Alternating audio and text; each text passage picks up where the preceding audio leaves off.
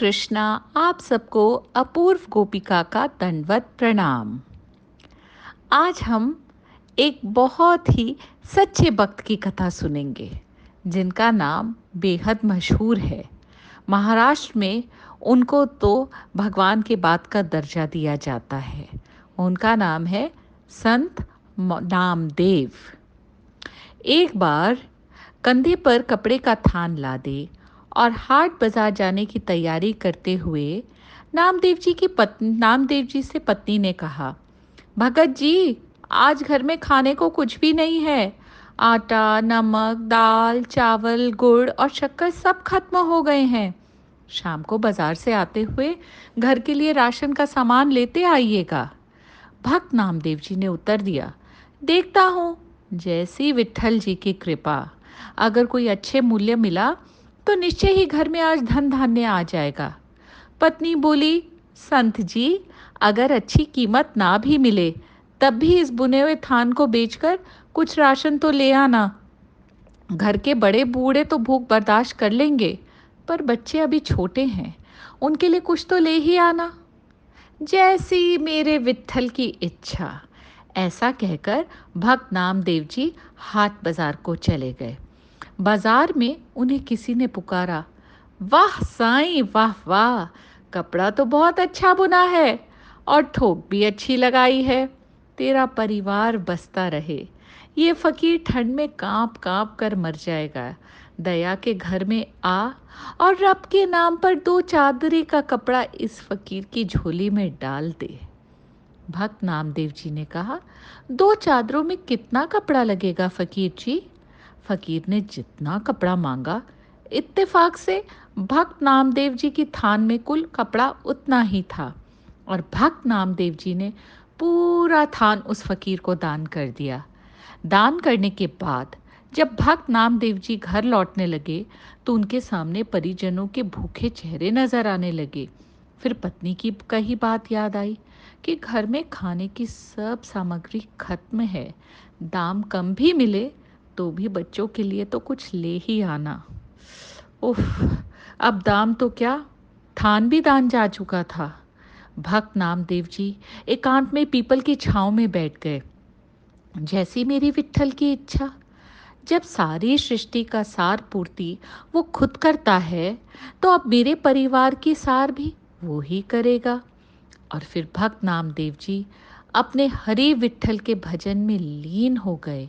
विट्ठल विट्ठल विट्ठला, श्याम रंग विट्ठला, विट्ठल विट्ठल विट्ठला, पांडुरंग विट्ठला, विट्ठल विट्ठल विट्ठला, विट्ठल विट्ठल विट्ठला, विट्ठल विट्ठल विट्ठला, विट्ठल विट्ठल विट्ठला। अब भगवान कहाँ रुकने वाले थे। भक्त नामदेव जी ने सारे परिवार की जिम्मेवारी अब उनके सुपुर्द जो कर दी थी। भगवान हमसे क्या चाहते हैं? प्रेम और समर्पण। अब भगवान जी ने भक्त जी की झोपड़ी का दरवाज़ा खटखटाया। खट खट खट। नामदेव जी की पत्नी ने पूछा, कौन है? नामदेव जी का घर यही है ना? भगवान जी ने पूछा। अंदर से, हाँ जी, यही है, आपको कुछ चाहिए? भगवान सोचने लगे, धन्य है नामदेव जी का परिवार, घर में कुछ भी नहीं है, फिर हृदय में देने की सहायता की जिज्ञासा है। भगवान बोले, दरवाजा खोलिए। लेकिन आप हैं कौन? भगवान जी ने कहा, सेवक की क्या पहचान होती है भक्तानी? जैसे नामदेव जी विट्ठल के सेवक, वैसे ही मैं नामदेव जी का सेवक हूँ। हरि हरि बोल। ये राशन का सामान रखवा लो। पति ने दरवाज़ा पूरा खोल दिया। फिर इतना राशन घर में उतरना शुरू हुआ कि घर के जीवों के घर में रहने की जगह ही कम पड़ गई। इतना सामान नामदेव जी ने भेजा है? मुझे नहीं लगता। पत्नी ने पूछा। भगवान जी ने कहा, हाँ भक्तानी, आज नामदेव जी का थान सच्ची सरकार ने खरीदा है। जो नामदेव का सामर्थ्य था उसने भुगता दिया और अब जो मेरी सरकार का सामर्थ्य है वो चुकता कर रही है। जगह और बताओ, सब कुछ आने वाला है भगत जी के घर में। शाम ढलने लगी थी और रात का अंधेरा अपने पांव पसारने लगा था। सामान रखवाते रखवाते पत्नी थक चुकी थी। बच्चे भी घर में अमीरी आते देख खुश थे। वो कभी बोरे से शक्कर निकाल कर खाते और कभी गुड़। कभी मेवे देखकर मन ललचाते और झोली भर भर कर मेवे लेकर बैठ जाते। उनके बाल मन अभी तक तृप्त नहीं हुए थे। भक्त नामदेव जी अभी तक घर नहीं आए थे और पर सामान आना लगातार जारी था। आखिर पत्नी ने हाथ जोड़कर कहा, सेवक जी, अब बाकी का सामान संत जी के आने के बाद ही आप ले आना। हमें उन्हें ढूंढने जाना है, क्योंकि वो अभी तक घर नहीं आए हैं। भगवान जी बोले, वो तो गांव के बाहर पीपल के नीचे बैठकर विट्ठल सरकार का भजन सिमरन कर रहे हैं। अब परिजन नामदेव जी को देखने गए।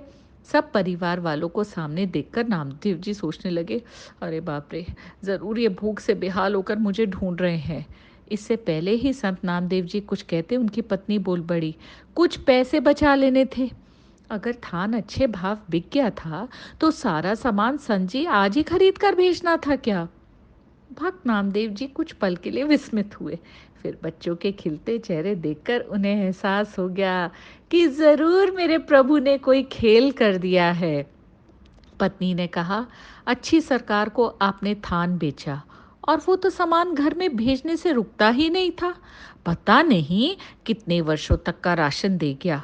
उससे मिन्नत करके रुकवाया कि बस कर, बाकी संजी के आने के बाद उनसे पूछकर कहीं रखवाएंगे।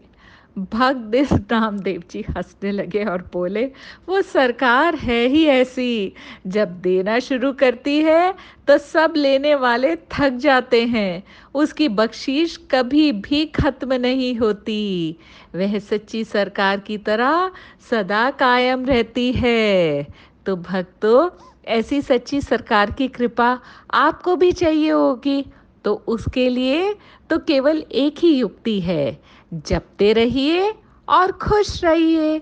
हरे कृष्णा कृष्णा कृष्णा हरे हरे, हरे राम राम राम हरे हरे।